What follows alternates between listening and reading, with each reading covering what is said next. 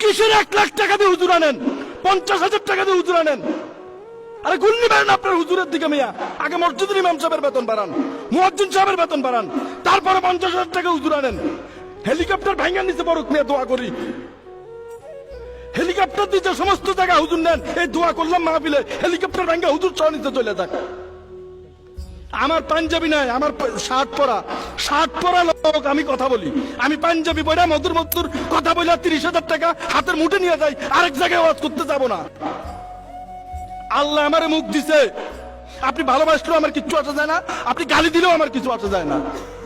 আমারে সৃষ্টি করছে আল্লাহ, আমি জবাব দেবো আল্লাহর কাছে। আপনার কাছে কি জবাব দেবো আমি? আমি কি আপনার পয়সা নিছি না আপনার গোলামি করি?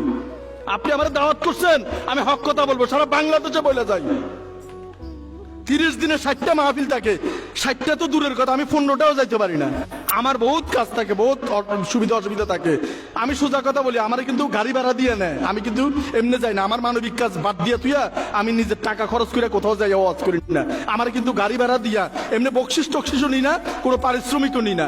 যেটা গাড়ি ভাড়া ওইটা দিয়ে কিন্তু আমার নিয়ে যায় 2-4টা কথা বলতে। কিন্তু যে 15,000 সারা মাসে যদি আমার ইউটিউবে ফেসবুকে ভিডিওতে দেখবেন, 15টা জায়গায় যদি আমি কথা বলি, 15টা জায়গার মধ্যে 10টা জায়গায় কিন্তু কর্তৃপক্ষের বিরুদ্ধে চলে যায়। তো ওনারা আমার দাওয়াত দিলেও কি না দিলেও কি, আমি হক কথা বলবো। আপনার যা মন চায় আপনি তা করেন।